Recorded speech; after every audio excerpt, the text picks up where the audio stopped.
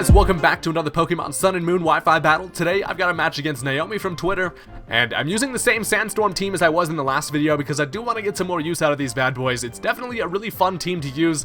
I'm definitely a big fan of the Hyper Offense, but looking at my opponent's team here, the first things that I notice is that she does have a Tapu Koko, which I could have some problems with, along with the Toxapex is always just really annoying and bulky, along with the Golisopod, and she's really just got some pretty solid threats. So this should be a pretty good match. Let's go ahead and just hop into it.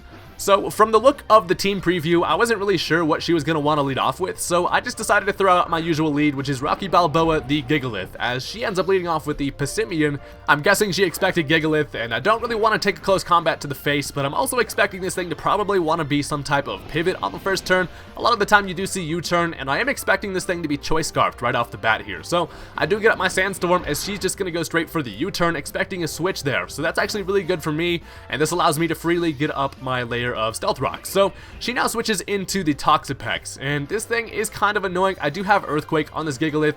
I know it's not going to be able to probably be a 2-hit KO, but I actually just decide to stay in here and see what she wants to go for. I'm expecting either Toxic Spikes, which my team doesn't really enjoy, or just straight off going for the Scald. So after I get those rocks up, I'm at a decent amount of health here as she just goes straight for the Scalds. I'm really hoping for no burn here. I don't get the burn, but I do get a critical hit, which is kind of annoying, although it doesn't really do a whole lot of damage, and this allows me to fire off an Earthquake in return, which does a decent amount of damage. And then after like the Sandstorm and stuff like that, it's looking like I probably won't be able to take this thing out with one more.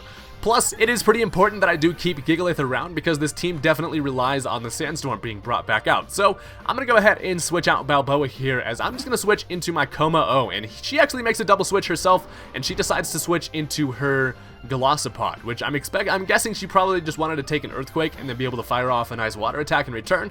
But we got a nice little double switch there, and it kind of worked in my favor considering Golisopod doesn't really have a whole lot to do to me here, as I know that I'm going to be able to outspeed here, and I'm just going to go ahead and lock myself into Clanging Scales with the Choice Specs. I do know that that was pretty risky considering she does have a Fairy-type Tapu Koko around, but it works out in my favor, as that's just going to activate the emergency exit before that thing even gets to do anything, and that's pretty fantastic because that means the next time that thing switches in, it's just going to die to Stealth Rock, and Golisopod's pretty much taken care of, so that is amazing. As now she brings out the Tapu Koko. Obviously, I don't really have anything to do here. I don't want to stay in and take a Fairy attack, plus I'm locked into a Dragon attack, so there's really nothing I can do, so I'm forced to switch here, as I decide to switch into my Decidueye because I am especially defensive and I can take Dazzling Gleams relatively nicely here. So she does go for the Dazzling Gleam, and look at that critical hit damage, didn't even do half, so that's pretty awesome. Although I don't really have a whole lot to hit this thing in return. I do have Spirit Shackle as my only attacking move, so I actually just decide to go for a Roost here, expecting either a Volt Switch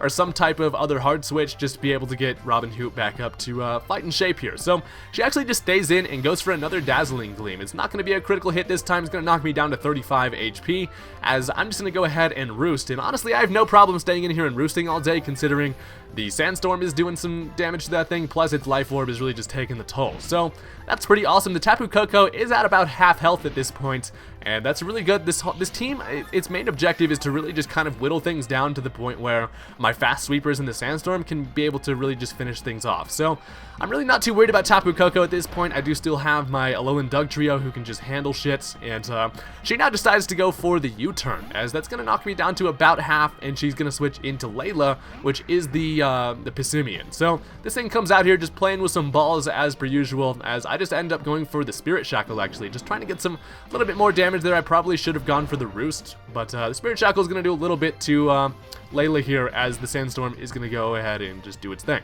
So as I was sitting here weighing my options, I kind of figured that this Passimian would expect me to switch out, therefore going for the U-turn to try to get some momentum on her side. So I actually decided to end up staying in here and going for the Roost, as she does actually end up going for the U-turn, and that is pretty damn awesome because I am barely able to live that, and this is going to force her to switch into the Guzma, which is the Golisopod, who is basically just going to go down to some Stealth Rock. So sorry about that, Guzma, had to do that to you, buddy.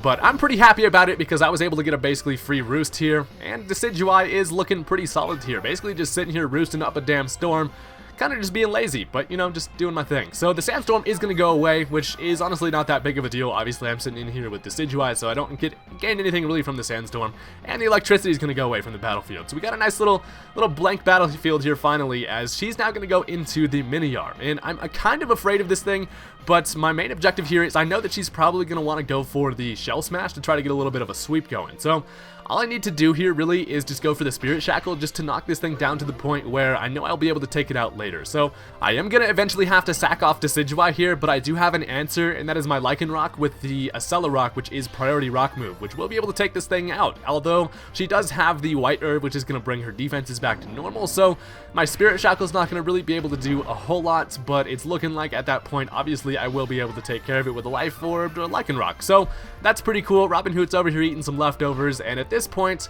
shields are going to go down, and this little baby meteor is ready to get some sweeping going, although unfortunately it's not going to really happen. So the acrobatics is going to be able to take care of Decidueye, which is really not that big of a deal. I would have liked to keep Decidueye around to take care of the Tapu Koko later, but it's not too bad because I do still have a lot of answers for that thing. So now I'm able to bring in Lichen Rock, and I'm just going to go straight for the Acela Rock. I don't want to make any risky predictions here, even though I do expect her to probably switch into the Toxapex, as she does. So this thing comes out here playing a little bit of Peekaboo, Spike Jello out here. That's actually a pretty awesome nickname, but I go for the Acela Rock. Obviously, really not going to do a whole lot of damage to this thing. And at this point, I gotta figure out what I want to do for an answer for this damn Toxapex. So I'm just gonna actually go ahead and switch into Como-O here. So I want to definitely save Logan for later, as I'm just gonna switch into Smog, who can definitely take really any attack this thing wants to throw at me, as she actually just ends up going for the Recover. And this thing, I honestly hate Toxapex. I think they're pretty cool in design-wise, but they're really just annoying to battle against. But I'm just going to go for the Specs Clanging Scales, which is going to do over half to this thing, which is fantastic. And at this point, she's actually just going to go for a layer of Toxic Spikes, which kind of sucks for my team.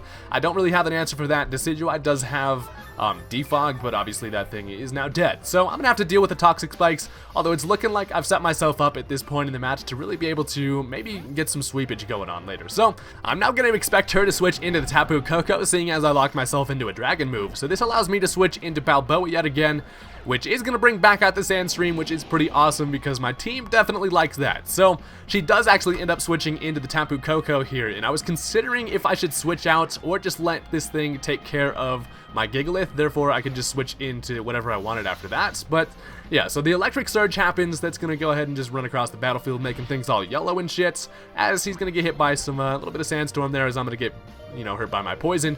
And I actually do decide to switch here. So I realized that my Stoutland would be able to take an attack from this thing depending on what it goes for, and then I would be able to outspeed and finish this thing off with a return, although she goes for the Thunderbolt, and that's unfortunately going to knock it right down to the point where this poison is actually going to kill me, but it's really not that big of a deal because after the Life Orb and the Sandstorm, this Tapu Koko can't really switch out and come back in safely due to the Stealth Rock. So unfortunately, Stoutland dies, and the Handlebars is going to go down. I thought it was a pretty clever nickname because you ride this thing, it's got handlebars, and it has like a handlebar mustache. I don't know.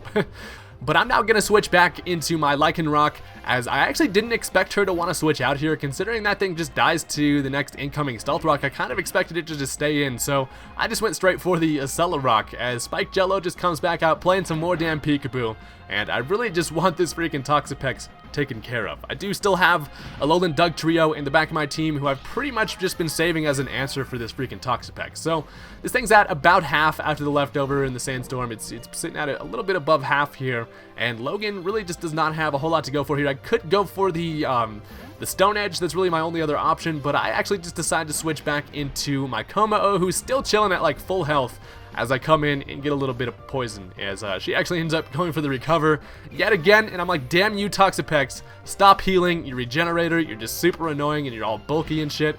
I've had enough of it, but I can freely go for the Clanging Scales at this point because she can't really switch into the Tapu Koko. I mean, she can, but it's basically just gonna die there. So I know that 2 of those is gonna be able to take out Toxapex, plus it can't really fire off anything other than a Scald at me. So I just go for the Clanging Scales, as she is gonna switch into the Tapu Koko, but it is a bit too late for that bad boy, as the Stealth Rock is gonna take care of your crazy little Mohawk guy. So down goes that thing, which is a great sight to see. Clanging Scales obviously is just going to hit absolutely nothing, as I'm just sitting over here, just getting hurt by my poison, and I'm not getting hit by the sandstorm because I do have the overcoat ability. So now she's gonna bring back out the mini arm, and at this point I don't really feel like switching out here. Depending on what this thing goes for, it could be bad, so I actually just decided to let Kommo bite the dust here, as an acrobatics is gonna take me out, but it's really not that big of a deal because Kommo's main purpose at this point was to be able to take care of the Toxapex. But then as I was looking at my team, it's looking like the Three Stooges should be able to handle that thing. So I bring out the Alolan Dugtrio, and I go for the Iron Head, able to outspeed, which will take care of the Miniar. And Alolan Dugtrio has actually kind of grown on me lately. I really like this thing's ability.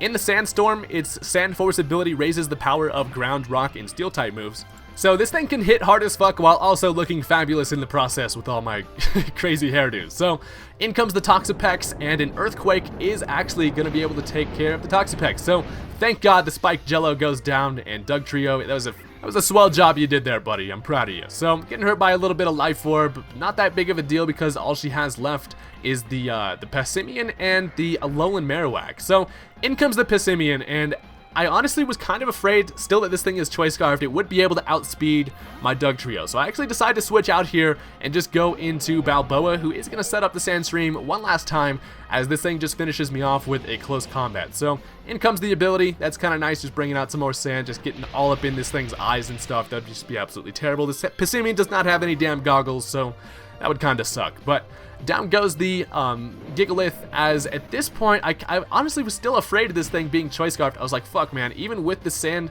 up, I probably won't be able to outspeed with the Lycanroc. So I decided to go into Three Stooges here. I decided to just go for the Sucker Punch just to try to get as much damage as possible to ensure that Accelerock from Lycanroc will be able to take this thing out. Although what sucks is that Dugtrio gets punched in the 3 faces, and that's gonna knock me out. So at this point, I'm still feeling pretty confident that I will be able to finish off this match here, although it will require me landing a Stone Edge against the Marowak, which I'm really just dreading because Stone Edge never hits and it's just terrible. So I go into Lycanroc here, my last Pokemon, as I'm just going to go for the Accelerock, obviously just to be able to ensure that the Layla goes down. So down goes Passimian, and that is pretty nice. So I was really just worried about that thing being Choice Scarfed because you do see a lot of Choice Scarfed Passimian. So at this point, I'm getting hurt by my poison, and I'm at about half, as her last Pokemon is the Alolan Marowak. So, the moment of truth, all I have to do is land a Stone Edge here, and I'm able to win the match. So I click Stone Edge, and it actually ends up hitting, which is amazing because I was really kind of just thinking that wasn't going to be able to hit. But that is going to finish off the match there, so it really kind of came down to clicking one move. Had I missed, she would have been able to finish me off with a Bone Ring or whatever, so that is going to be the end of that one. And I thought that was a pretty interesting match there. Definitely some misplays, but I thought it was just really kind of a fun match. Really just kind of shows this team really doing its thing. So thank you, Naomi, for the battle. Thank you guys for watching. Hit that thumbs up button if you enjoyed, and I will see you guys later. Peace out.